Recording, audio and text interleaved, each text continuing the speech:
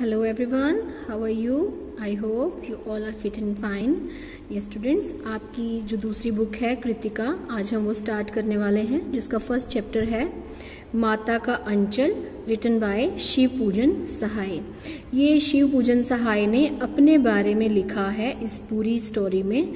ये एक ऐसी कहानी है जिसमें लेखक बताता है कि बच्चा चाहे कितना ही किसी और के पास रह ले, लेकिन जब दुख का समय आता है, जब कोई प्रॉब्लम आती है, कठिनाई आती है, तो उसे हमेशा अपनी माँ की याद आती है। तो शुरू करें चैप्टर।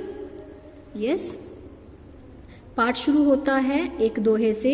जहां लड़कों का संग तहां बाजे मृदंग, जहां बुढ़ों का संग तहां खर्चे का तंग। ये कहावत है। इसका अर्थ हुआ कि जहां जवान लोगों का साथ होता है वहां मृदंग बजते हैं, यानी कि हमेशा ढोल ताल बजते रहते हैं, और जहां बूढ़ों का संग होता है वहां हमेशा खर्चे के लिए भी तंग हो जाते हैं।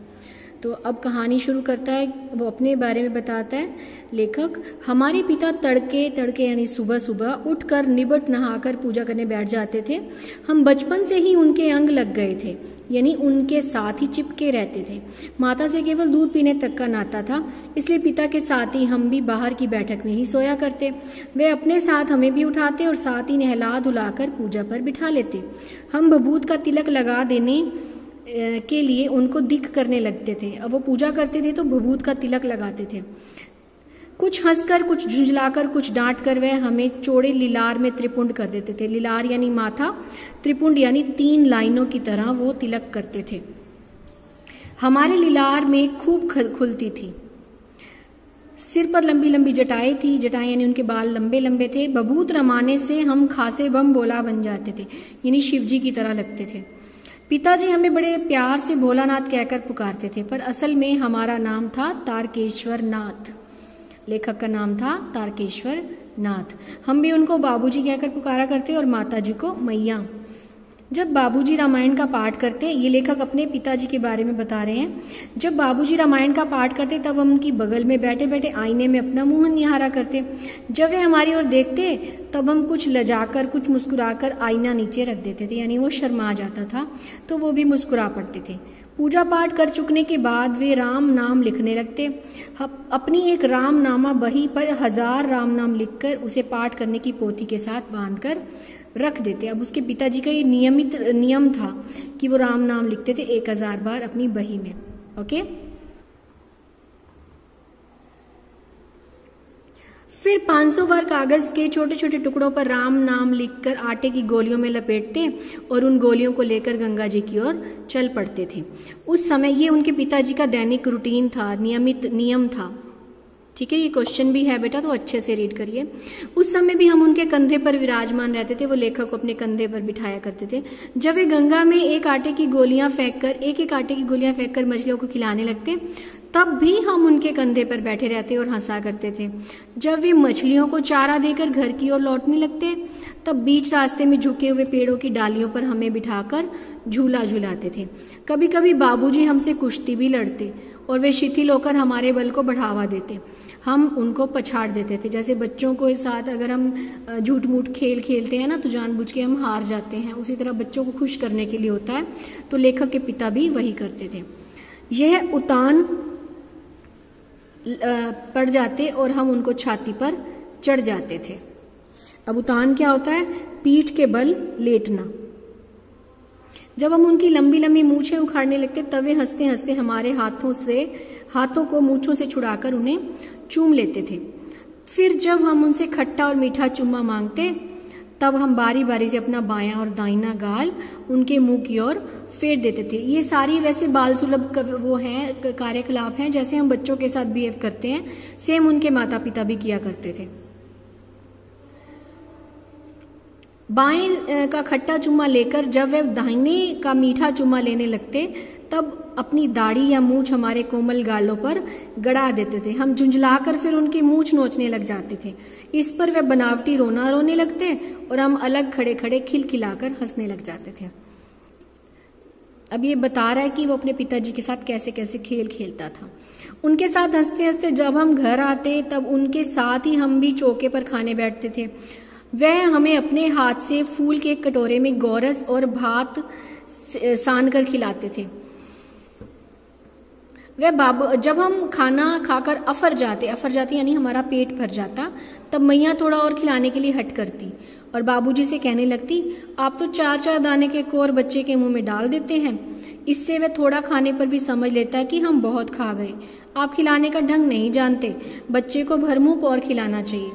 अब ये जो माँ होती है लेखक की, वो उसके हस्बैंड को कहती है, अपने मतलब भोलानाथ के पिता को कहती है कि आपको खाना खिलाना नहीं आता। एक कहावत बोलती थी वो, जब खाएगा बड़े बड़े कौर तब पाएगा दुनिया में ठौर। यानी जब वो बड़े बड़े कौर खाएगा, बड़ी बड़ी बाइट्स खाएगा, तभी उसको दुनिया में कोई स्थान मिलेगा। देखिए मैं खिलाती हूँ, मर्दुए क्या जाने बच्चों को कैसा खिलाना चाहिए। मर्दुए यानी मर्द, यानी आदमी, और महतारी के हाथ से खाने पर बच्चों का पेट भरता है। महतारी यानी माँ। यह कहकर वे थाली में दही भात सांती और अलग अलग तोता, मैना, कबूतर, हंस, मोर आदि के बनावटी नाम से कोर बनाकर ये कहते हुए खिलाती जाती कि जल्दी खा लो नहीं तो उड़ जाएंगे। पर हम उन्हें इतनी जल्दी उड़ा देते थे कि उड़ने का मौका ही नहीं मिलता था।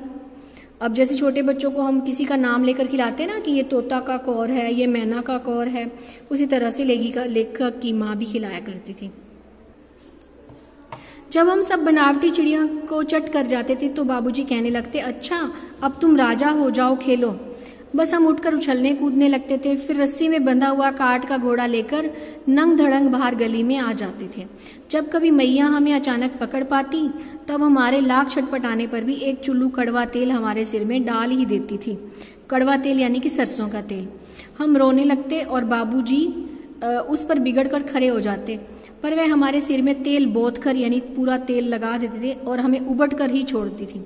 फिर हमारी नाभि और लिलार में काजल की बिंदी लगाकर चोटी गूंथती, उसे फूलदार लट्टू बांधकर रंगीन कुर्ता टोपी पहना देती थी।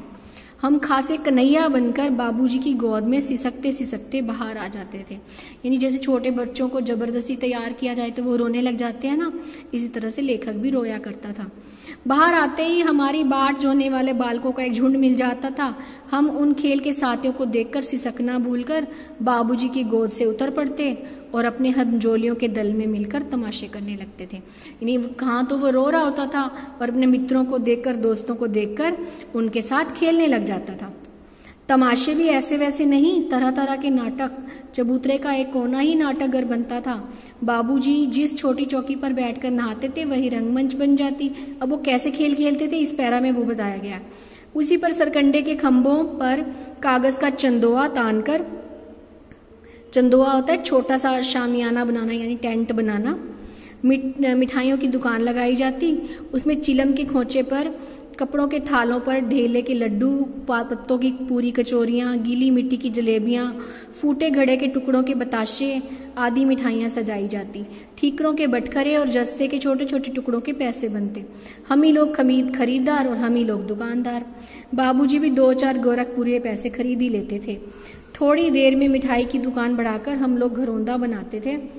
धूल की मेड़ दीवार बनती और तिनके का छप्पर, दातुन के खंबे, दिया सिलाई की पेटियों के किवाड़, घड़े के मूड़े की चूल्हा चक्की, दिए की कढ़ाई और बाबूजी की पूजा वाली आचमनी कलछी बनती थी। पानी के घी, धूल के पिसान और बालू की चीनी से हम लोग ज्योनार तैयार करते थे। ज्योनार होता है यानी दावत, भोज तैयार करना। हम ही लोग ज्योनार करते, हम ही लोगों की ज्योनार बैठती थी। यानी दावत भी हम देते थे और खाने भी हम ही आते थे। जब पंगत बैठ जाती थी तब बाबूजी धीरे से आकर पांत के अंत में जीनने के लिए बैठ जाते। जीनने यानी खाने के लिए। उनको बैठते देखकर हम लोग हंसकर घरौंदा बिगाड़कर भाग जाते थे। वह भी हंसते हंसते लोटपोट हो जाते और कहने लगे, फिर कब होगा भोलानाथ भोजन। कभी कभी हम बारात का जुलूस भी निकालते थे। ये क्वेश्चन इंपॉर्टेंट है बेटा, बारात का जुलूस कैसे निकालते थे ये रीड करिए अच्छे से। कनस्तर का तंबूरा बजता, अमोले को घिसकर शहनाई बजाई जाती। अमोला होता है आम का छोटा सा पौधा। टूटी चूहे रानी की पालकी बनती। हम समधी बनकर बकड़े पर चढ़ जाते और चबूतरे के एक कोने से चलकर बारात दूसरे कोने में जाकर दरवाजे लग जाती थी। वहां काठ की पटरियों से घिरे, गोबर से लिपे, आम और केले को टहनियों से सजाए हुए छोटे आंगन में कुलिये का कलसा रखा रहता था। वहीं पहुंचकर बारात फिर लौट आती थी। लौटने के समय खटोली पर लो आहो ओहार डालकर उसमें दुल्हन को चढ़ा लिया जाता था। लौट आने पर बाबूजी ज्यों ही ओहार उघार कर दुल्हन का मुख निखारने लगते, त्यों ही हम हंसकर भाग जाते थे। थोड़ी देर बाद फिर लड़कों की मंडली जुट जाती थी। इकट्ठा होते ही राय जमती कि खेती की जाए। बस चबूतरे के छोर पर घिरनी गड़ जाती और उसके नीचे की गली कुआं बन जाती थी। मूंज की बटी हुई पतली रस्सी में एक चुक्कड़ बांध गराड़ी पर चढ़कर लटका दिया जाता था और 2 लड़के बैल बनकर मोट खींचने लग जाते थे। चबूतरा खेत बनता, कंकड़ बीज बनता और ठेंगा हल जुआठा बन जाता। बड़ी मेहनत से खेत जोते जाते, बोए जाते और पटाए जाते। फसल तैयार होते ही देर न लगती और हम हाथों हाथ फसल भी काट लेते थे। काटते समय हम ये गाते थे, ऊंच नीच में बई कियारी जो उपजी सो भई हमारी। यानी कि ऊंची नीची जगह में हमने कियारी बना ली, जो चीज उपजेगी वो हमारी है। फसल को एक जगह रखकर उसके पैरों पर रोंद डालते थे। कसोरे का सूप बनाकर ओसाते और मिट्टी के दीप के तराजू पर तोलकर राशि तैयार कर देते थे। इसी बीच बाबूजी आकर पूछ बैठते थे, इस साल की खेती कैसी रही भोलानाथ? यानी वो भी मजाक करते थे भोलानाथ के साथ। बस फिर क्या था, हम लोग ज्यों का त्यों खेल खतियान छोड़कर हंसते हुए भाग जाते थे। कैसी मौज की खेती होती थी। ऐसे ऐसे नाटक हम लोग बराबर खेला करते थे। बटोही भी कुछ देर ठिठक कर हम लोगों के तमाशे देखते थे। बटोही यानी वो वहां से राहगीर जो आने जाने वाले होते हैं ना, उनको बटोही कहते हैं। जब कभी हम लोग ददरी के मेले में जाने वाले आदमियों का झुंड देखते तब कूद कूद कर चिल्लाते थे, चलो भाई ददरी, सत्तू पिसान की मोटरी। अगर किसी दूल्हे के आगे आगे जाती और हारदार पालकी देखते तो खूब जोर से चिल्लाने लगते थे। तो बेटा आज के लिए हम इतना ही पाठ पढ़ेंगे। यहाँ पे मार्क कर लीजिए अपनी बुक में भी। एंड इसके आगे का पार्ट हम नेक्स्ट वीडियो में पढ़ेंगे। आई होप इतना पार्ट आपको समझ में आ गया होगा। Thanks for watching. Have a nice day.